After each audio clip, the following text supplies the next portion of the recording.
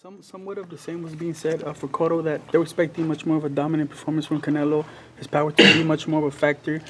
Being that he wasn't able to hurt Cotto to the extent that we thought he would, do you question his power a little bit going into this? No, he's a very good fighter. He's a very good fighter, and we just like I said, we're gonna go into this ring expecting a very, very tough Canelo. We don't think he's not a big puncher. We're not saying he's slow or he's flat-footed. He's a very good fighter, and that's why I belong in the biggest fights like this.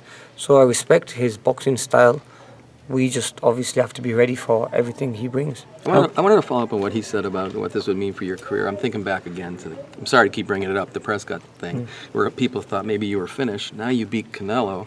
You're on top of the world. That's a huge step in your career. The Prescott fight, I mean, look, I'm 29 years old now. It happened when I was 18, 19. Right. I mean, I was a baby. I mean, I can't believe you that was 10 years ago. That's when it started. That's 10 years ago. Yeah. I mean, I've lost 3 fights in my career. Those other 2 fights I've lost. One was against Peterson, which I still don't think I lost. Another one was against Garcia, which I was winning, and lost focus in the fight. And obviously, if that fight was to happen now, I don't think I'd be making the mistakes. Look, in boxing, sometimes you need these hiccups and you need these little, speed bumps that you hit. The thing is, I mean, it made me focus on and stop. I mean, made me more focused and disciplined, really, when those things happened.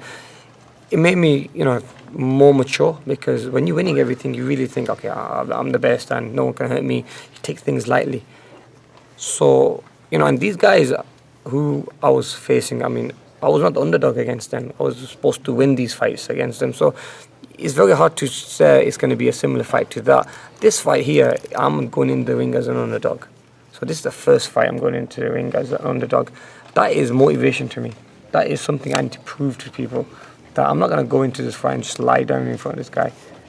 And I don't think, if you watch any of my fights, I've never done that. I've never just been hit with silly shots or laid there just to get beaten up. I mean, this is a serious sport. We're in a very tough sport, boxing is, and I'm not, like I said, there's always a life after boxing, so I'm not looking at standing in front of him and letting him hit me for nothing. I mean, it's freely, so look, let the fight come May 7th. We're going to have a strategy. We have a game plan. We're going to follow that.